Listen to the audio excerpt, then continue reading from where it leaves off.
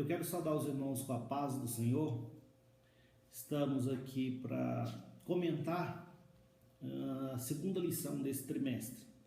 Ao longo desse trimestre estamos estudando o tema Igreja Eleita, redimida pelo sangue de Cristo e selada com o Espírito Santo da promessa. E a lição de hoje, a lição número 2, é sobre a sublimidade das bênçãos espirituais em Cristo. Começando aqui pelo título da lição, fala sobre sublimidade. Sublimidade, todas as vezes que os irmãos virem palavras com esse sufixo "dade" ao final, significa dizer que é a qualidade de alguma coisa. Então, sublimidade é a qualidade daquilo que é sublime. E a sublimidade aqui é das bênçãos espirituais em Cristo. Sublime, de acordo com o dicionário, quer dizer excelso, que fica acima de nós. E é assim, irmãos, que são as bênçãos espirituais. Elas são excelsas, elas estão acima de nós, né? Então, nós vamos, ao longo dessa lição, falar sobre esse tema, né? E demonstrar a superioridade das bênçãos espirituais. Ao longo da nossa experiência terrena, nós podemos receber muitas bênçãos, né, da parte de Deus, mas as bênçãos espirituais são superiores, são as mais importantes que nós podemos ter, que nós podemos receber da parte do Senhor. E quando o apóstolo vai falar sobre as bênçãos espirituais, ele começa exaltando ao Senhor, né? Ao que o comentarista está chamando aqui de doxologia, né? A palavra doxologia é formada por doxo e logia, doxa e logia, doxa, glória, e logia, como os irmãos sabem, significa estudo, tratado, mas também significa palavra, né? Ou ainda, né, significa a maneira de se dizer algo. De modo que doxologia significa a exaltação por meio das palavras, uma expressão de glorificação, de exaltação. E é assim que o apóstolo Paulo começa a sua carta, quando ele vai falar das bênçãos espirituais. Ele fala: bendito o Deus Pai do nosso Senhor e Salvador Jesus Cristo, né? Quando ele fala bendito, né, ele está querendo dizer digno de louvor. Deus é digno de louvor, de adoração. Aliás, nesse trecho onde ele vai tratar desse assunto, ele vai estar sempre exaltando a Deus e falando para a glória de Deus, para o louvor da sua glória, sempre exaltando o nome do Senhor, querendo demonstrar que o fim último de tudo é a exaltação do nosso Deus. E aqui, logo no começo, nós vamos aprender que é sempre bom, e nós falamos isso sempre na igreja, estar exaltando e bendizendo o nome do Senhor. Então, todas as vezes, isso é excelente para a sua vida com Deus, a sua vida cotidiana com Deus, os seus momentos de intimidade com Deus. Faz parte você exaltar o nome do Senhor e sempre começar exaltando o nome do Senhor. Quando você estiver aí no seu devocional com Deus, é sempre bom começar assim, né? Você, obviamente, antes vai pedir perdão pelos seus pecados. É sempre bom deixar o canal aberto. É o pecado que faz separação entre Deus e o homem. Então, você desobstruindo esse canal, porventura obstruído por algum pecado, você no próximo passo já pode começar exaltando o nome do Senhor, reconhecendo a sua soberania, a sua grandeza, a sua bondade, a sua misericórdia, reconhecendo tudo aquilo que Ele fez por ti, tudo aquilo que Ele fez pelo homem, pela igreja. Então o apóstolo começa assim, com essa doxologia, com essa exaltação por meio das palavras. E aqui nós já vamos estabelecer uma dicotomia, já que vamos falar de bênçãos espirituais. As bênçãos espirituais não são as únicas que existem. existem as bênçãos espirituais e existem também, obviamente, as bênçãos materiais. Então, as bênçãos espirituais, conforme nós já falamos, elas são superiores. Elas são superiores. O espiritual, irmão, será sempre superior ao material. Ainda que na sociedade odierna e mesmo no meio cristão e evangélico tenha havido uma inversão de valores, o espiritual sempre deve prevalecer ante o material. Para o crente, o espiritual sempre deve ter a primazia, sempre deve estar em primeiro lugar. Por isso, nós devemos buscar com diligência, as coisas espirituais e ocupar a nossa mente com as coisas que são de cima.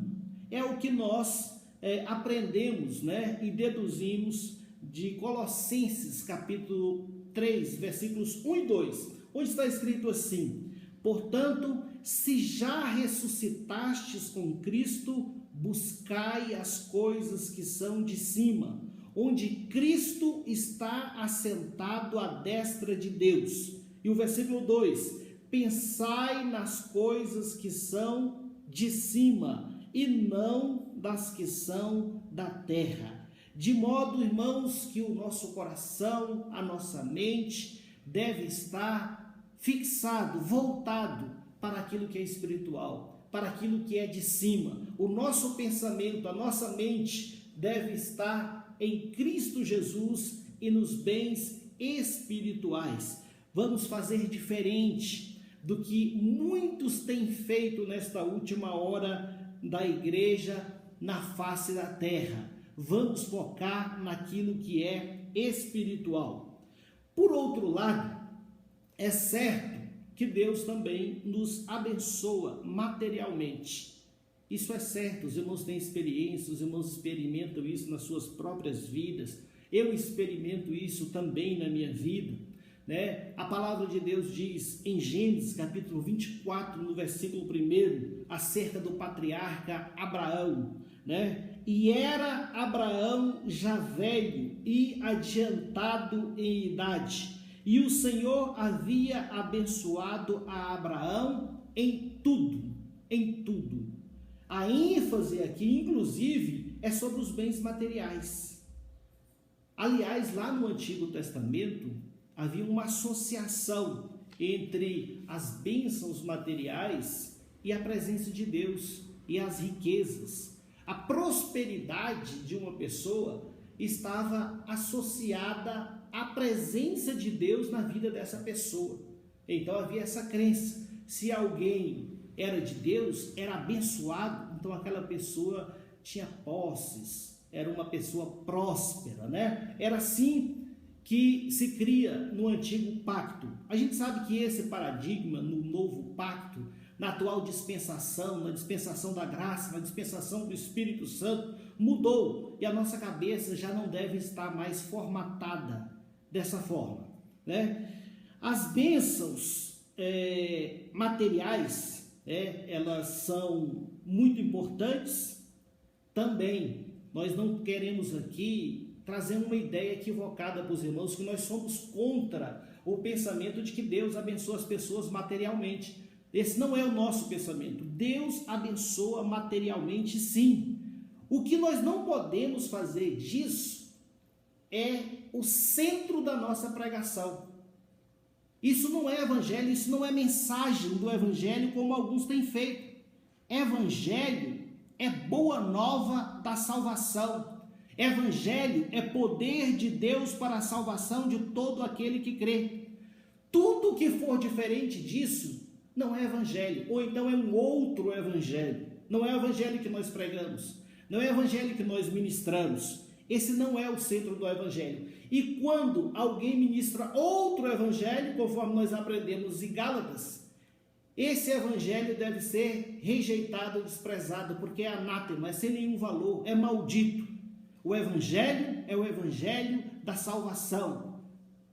Tem relação com bens espirituais, tem relação com a eternidade e não com o que é terreno. E é por isso que nós lamentamos quando nós vemos pregadores conclamando o povo para os seus ajuntamentos, para as suas igrejas, para receber bens materiais, promessas de bens materiais, promessas de carro, promessa de casa, promessa de empresas prósperas. Com essas promessas tem atraído o povo. E que tipo de povo tem atraído? Com que perfil? Pessoas gananciosas, pessoas avarentas, que vão ali para receber algo. Isso daí não é o Evangelho de Deus. O centro do Evangelho de Deus é a mensagem da salvação, é a boa nova, é a notícia alvissareira de que Jesus, o Salvador, se manifestou, trazendo salvação a todos os homens. E nós aprendemos na palavra de Deus que as bênçãos materiais, elas estão no segundo plano, são importantes também, mas estão no segundo plano. Aliás, Jesus, no Sermão da Montanha, ele vai nos ensinar que nós não devemos nos preocupar com muito excesso, né? Aquela preocupação que toma conta da mente. Nós não devemos nos preocupar sim com as coisas materiais, ainda que sejam necessidades básicas, como comer, beber, vestir. Isso não deve tomar o nosso coração. A orientação da palavra é buscar primeiro o reino de Deus, Mateus 6,33, e a sua justiça, e todas essas coisas vos serão acrescentadas. Que coisas serão acrescentadas? As coisas materiais. Então, as coisas materiais em um segundo plano. Em primeiro lugar, o reino de Deus.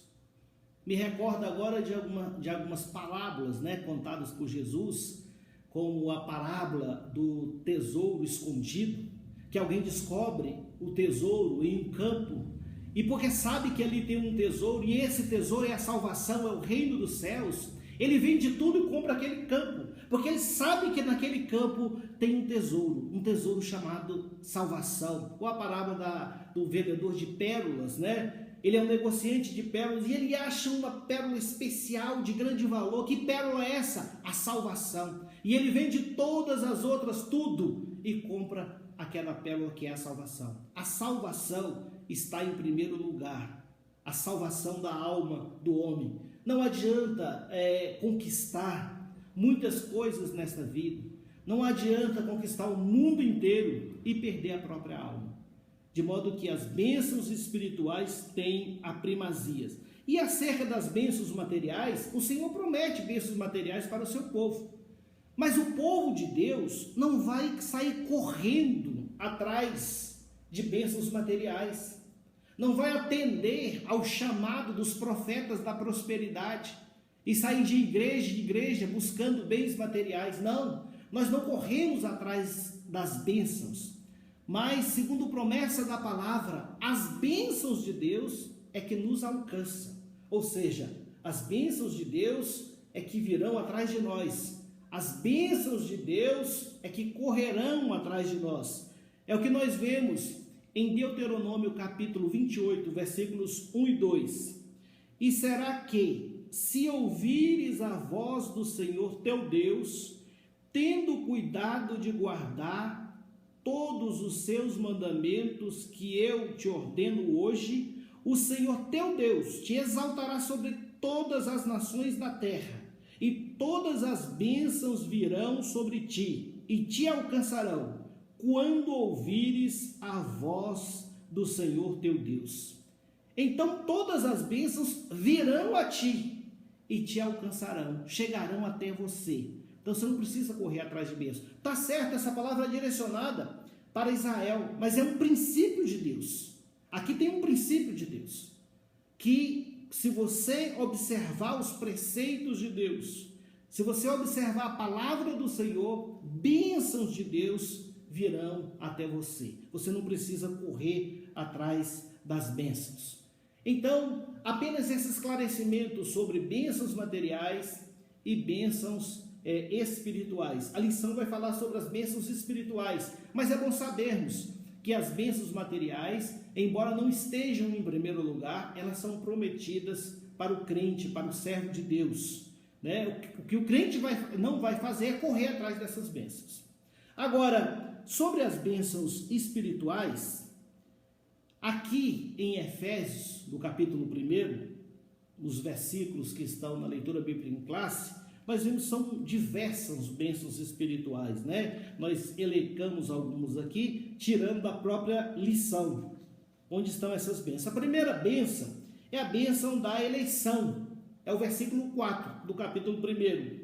Como também nos elegeu nele antes da fundação do mundo, para que fôssemos santos e irrepreensíveis diante dele em amor.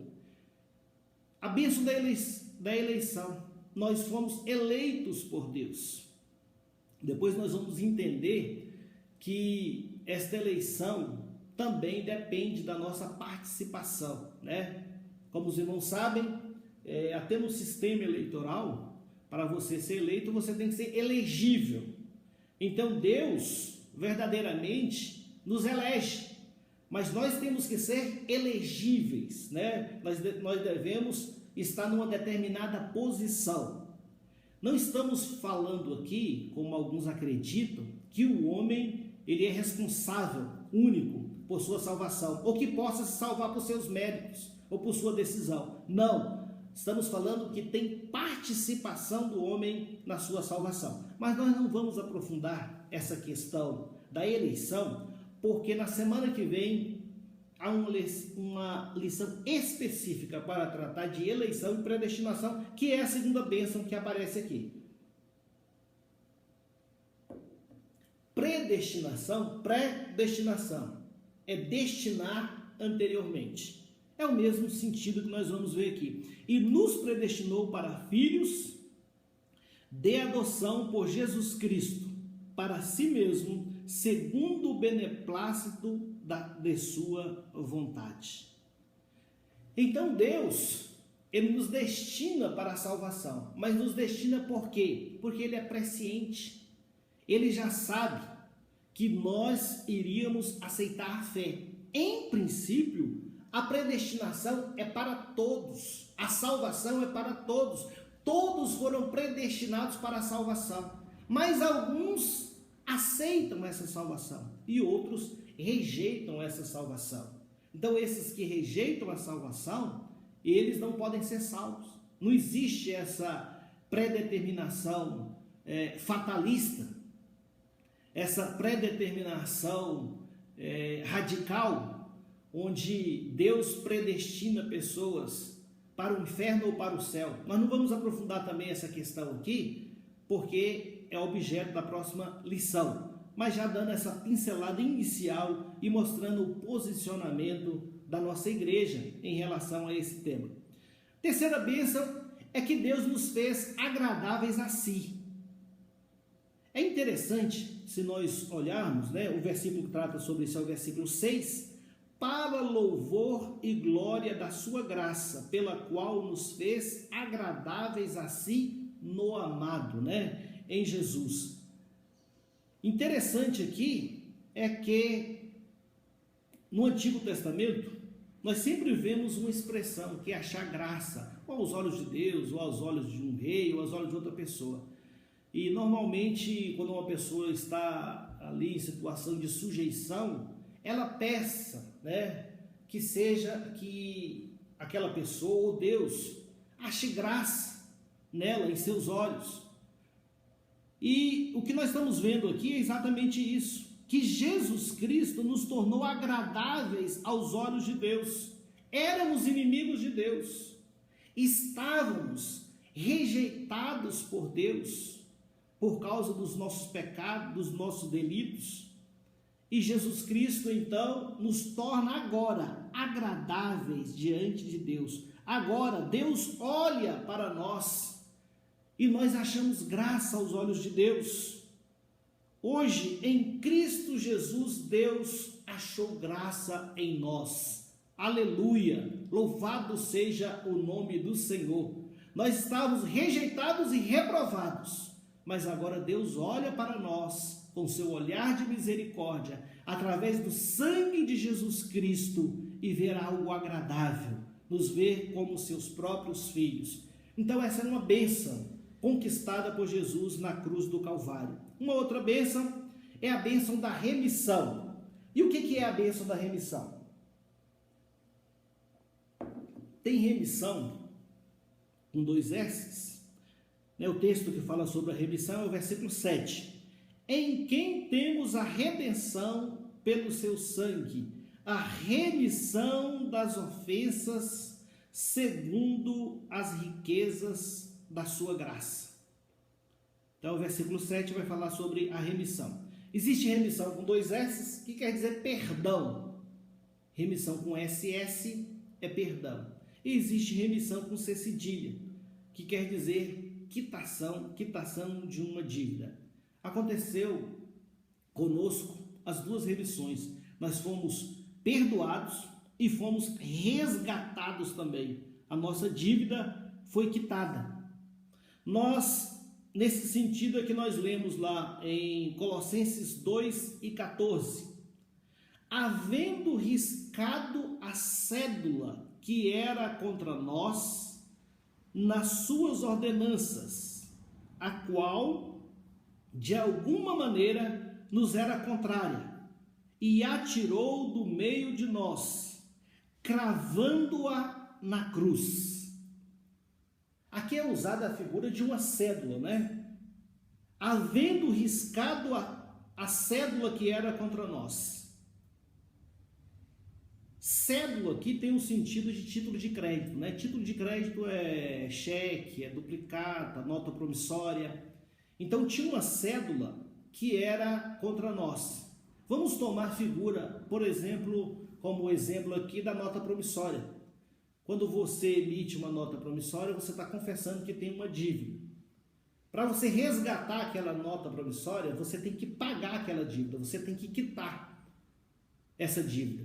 E aí, quando você pega essa nota promissória, você vai riscar essa nota promissória ou vai destruir, inutilizar de alguma forma essa nota promissória.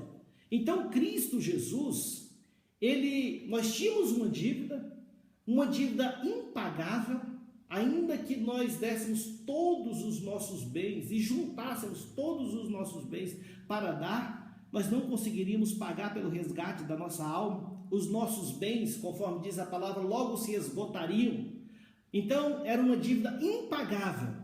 Mas Cristo Jesus, aleluia, ele paga um preço alto, um preço que não poderia ser pago nem com a prata, nem com o ouro. Um preço altíssimo, que só poderia ser pago com o precioso sangue inocente de Jesus. Jesus então paga esse preço. Ele pega então essa cédula, né? Usamos aqui a figura da nota promissória. Ele pega essa nota promissória, ele resgata e ele risca. Aqui está dizendo que essa cédula foi riscada, de modo que agora nós não temos mais débito, né? Esse débito foi cravado na cruz do Calvário. Aleluia! Nós fomos remidos, redimidos. A nossa dívida foi quitada para com a justiça de Deus. E hoje nós somos livres. Aleluia! Livres do pecado, livres dessa dívida, mas nós somos servos de Cristo. Porque aquele que nos resgatou será agora o nosso Senhor. Nós passamos com muito prazer, com muita alegria, nós passamos a servir a Cristo Jesus. Outra bênção que nós vemos aqui é que ele nos acolheu, conforme diz a lição. Jesus nos acolhe, nos congrega, né, a si. Estávamos desgarrados, agora nós fomos acolhidos. Éramos como ovelhas que não têm pastor. Andávamos desgarrados, mas Jesus então vem e nos congrega a si. Ele nos acolhe. Hoje na nossa sociedade fala-se muito em acolhimento, mas Cristo, ele é especializado em acolher as pessoas cujas vidas estão destruídas, arruinadas pelo pecado, pessoas que estão aprisionadas, pessoas que estão em uma depressão, Jesus Cristo acolhe essas pessoas, traz para si. O Espírito Santo restaura esta pessoa, restaura a sua alma. Aleluia! As suas feridas são saradas. A paz, a harmonia nessa vida, nesse coração. Tudo que essa pessoa tem que fazer é vir para Cristo. Porque se a pessoa vier para Cristo, ela vai receber esse refrigério. Aleluia! Glória a Deus! O evangelista Robson estava pregando sobre isso um dia desses, sobre Jesus Cristo como aquele que vai pegar todos os cansados, sobrecarregados e oprimidos e trazer para si, para cuidar deles, para dar para ele um fardo leve e um jugo suave. Então, Jesus Cristo nos deu essa bênção, a bênção do acolhimento. Hoje nós nos sentimos acolhidos pelo nosso Senhor e Salvador Jesus Cristo. Outra bênção recebida é a bênção da revelação. A salvação e a vontade de Deus nos foi revelada. Versículo 9, a parte A diz: descobrindo-nos o mistério da sua vontade. Deus, irmãos, descortinou algo para nós. Ele nos mostrou algo que muitos não conseguem ver. Mas aquele que tem os seus ouvidos atentos, aqueles que têm o seu coração aberto, eles conseguem ver e enxergar a salvação de Deus, todo o plano da salvação. Eles conseguem descobrir qual a vontade de Deus. Esse mistério foi revelado para nós. Muitos sábios e entendidos não alcançaram isso, mas nós alcançamos isso. Aleluia! E nós tivemos a revelação, e por isso aceitamos a fé e fomos salvos, e somos salvos, e seremos salvos na pessoa bendita de Jesus. E hoje nós experimentamos a vontade de Deus, a vontade de Deus que tem 3 características. Quais são as características da vontade de Deus? Ela é boa, perfeita e agradável. Ela é boa, perfeita e agradável. Por isso nós andamos segundo a vontade de Deus. Existem pessoas que querem andar segundo a sua própria vontade. Pessoas assim não vão lograr êxito na vida, porque a sua vontade pode não ser boa, pode não ser perfeita e pode não ser agradável. Mas a vontade de Deus, ela é sempre a melhor, porque é boa, perfeita e agradável. E é por isso que nós andamos segundo a vontade de Deus. E quem nos guia para a vontade do Senhor é o Espírito Santo. O Espírito Santo é o nosso guia. Aqueles que são guiados pelo Espírito de Deus, esses são filhos de Deus, que nós aprendemos em Romanos capítulo 8. Outra bênção que nós temos é o selo do Espírito Santo. Já falamos na lição passada sobre o selo do Espírito Santo. É o versículo 13. Em quem também vós estáis, depois que ouvistes a palavra da verdade, o evangelho da vossa salvação, e, tendo nele também crido, fostes selados com o Espírito Santo da promessa. Então nós fomos selados com o Espírito Santo. Isso não é o batismo com o Espírito Santo. O batismo com o Espírito Santo é coisa diversa. O selo com o Espírito Santo é quando você manifesta o seu desejo de servir a Cristo. Quando você aceita Jesus como seu Salvador, você recebe o Espírito Santo. Quando você recebe o Espírito Santo, você passa a ter o selo indicativo da propriedade de Deus. Aleluia! Você passa a ser propriedade exclusiva e peculiar do Senhor. Você tem o selo de Deus sobre si. E o Espírito de Deus testifica com o nosso espírito que nós somos filhos de Deus. E é por isso que o crente fala que é salvo, e algumas pessoas não compreendem. É porque ele tem essa convicção, porque ele sabe que é filho de Deus, ele sabe que ele tem o selo da promessa. Então, o selo é isso, não é o batismo com o Espírito Santo, mas indica que você é propriedade de Deus. Outra bênção espiritual que recebemos é a garantia da promessa. Versículo 14: o qual é o penhor da nossa herança, para a redenção da possessão de Deus, para louvor da sua glória. Então, o Espírito Santo é penhor, é garantia. Garantia de quê? Da nossa salvação. Se nós temos o Espírito, nós estamos garantidos. Quem tem o Espírito de Deus, esse tal é de Deus. Quem não tem o Espírito de Deus, esse tal não é de Deus. É simples assim. E às vezes nós ficamos pensando em algumas religiões que nem reconhecem a pessoa do Espírito Santo e acham que o Espírito Santo é uma influência, é um vento, é uma brisa. O Espírito Santo, ele exerce papel essencial na salvação. Papel essencial na salvação. Ele é a garantia da salvação.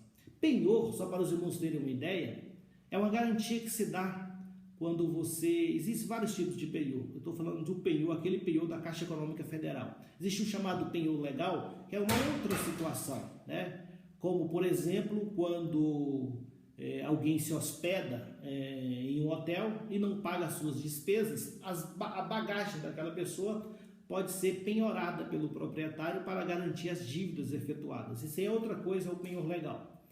Agora, existe aquele penhor que a pessoa tem um bem, leva até, no caso, aqui no Brasil nós temos a Caixa Econômica Federal, leva até a Caixa Econômica Federal e entrega aquele bem, contrai um empréstimo. Aquele bem que ele fica é a garantia de pagamento daquele empréstimo. Então nós temos o Espírito Santo. O Espírito Santo é a garantia de que nós seremos salvos. Acerca de salvação, os irmãos sabem que nós fomos salvos, somos salvos e seremos salvos. Porque a nossa salvação ela ainda não se concretizou. Romanos fala em capítulo 8, em esperança somos salvos. E a garantia da implementação ou efetivação ou concretização da nossa salvação é o Espírito Santo. Então você não precisa ter dúvida nenhuma, você não precisa ter temor nenhum, porque você tem o Espírito Santo. O Espírito Santo está em ti, então você é um salvo. Tudo que você tem que crer é que o Espírito Santo é a garantia da sua salvação, e você tem o Espírito de Deus. E você tem a convicção que você é filho de Deus. Então o Espírito Santo é o penhor, é a garantia. E a lição, na sua parte final, vai falar sobre a nossa nova posição em Cristo Jesus. Quando nós recebemos essas bênçãos espirituais, bênçãos espirituais, nos promovem a um patamar superior no plano espiritual.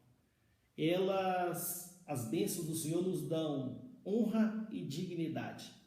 Eu sempre indago na igreja, irmãos, e procuro conduzir os irmãos à reflexão acerca de quem você seria se você não tivesse aceitado a fé, se você não tivesse recebido essas bênçãos espirituais. Quem você seria hoje? Será que você teria a mesma dignidade que você tem? Ou será que você poderia ser um viciado? Será que você ainda teria sua família? Ou será que você já teria perdido a sua família? Para o mundo, para os vícios. Mas Deus te coloca numa posição de honra e dignidade. Veja o caso do endemoniado gadareno, que andava nu, se ferindo nos sepulcros, com pedras. Depois que ele recebe Jesus, é liberto, ele agora está sentado em um são juízo. Ele agora é um homem digno. Ele agora foi reintegrado à sociedade. E é isso que o Senhor faz. Ele nos dá honra e dignidade. Ele nos dá uma nova posição espiritual que reflete também na nossa vida física, na nossa vida material. A palavra de Deus é clara nos colocar nessa posição. Quando Pedro fala no capítulo 2, no versículo 9 da sua primeira epístola: mas vós sois a geração eleita, o sacerdócio real, a nação santa, o povo adquirido, para que anuncieis as virtudes daquele que vos chamou das trevas para a sua maravilhosa luz. Veja, irmãos, essas qualificações, esses adjetivos: geração eleita, sacerdócio real, nação santa, povo adquirido, são qualificações do povo de Deus. Isso indica posição no reino de Deus. Nós somos sacerdotes do rei. Mas tudo isso, irmãos, todas essas bênçãos, conforme nós vamos ver lá no começo, quando o apóstolo Paulo fala, vai iniciar, ele fala que nós somos todas essas coisas em Cristo. E nós nunca podemos esquecer que nós somos essas coisas em Cristo Jesus. Tudo é Ele que faz. Tudo é Cristo que faz. Deus é o arquiteto. Deus planeja tudo. Planejou o plano da salvação. Jesus Cristo é o executor. É o executor da criação. É o executor do plano da salvação. E o Espírito Santo é a garantia de que este plano tem eficácia. O plano da salvação é eficaz. Então Deus planeja, Jesus Cristo executa, o Espírito Santo é a garantia de eficácia desse plano. Tudo foi feito por Cristo. Eu gosto muito do Evangelho de João, capítulo 1, do versículo 1 até o versículo 3. No princípio era o Verbo, e o Verbo estava com Deus, e o Verbo era Deus. Versículo 2, ele estava no princípio com Deus. Versículo 3, todas as coisas foram feitas por ele, e sem ele, nada do que foi feito se fez. Pelo que Jesus Cristo, nosso Senhor, merece ser exaltado, que tudo seja para ele, que todo o mérito seja dele. Que se cumpra, aleluia, a palavra do Senhor, de exaltação do nosso Senhor e Salvador Jesus Cristo. Porque dele, e por ele, e para ele, são todas as coisas. Glória a ele eternamente. Amém.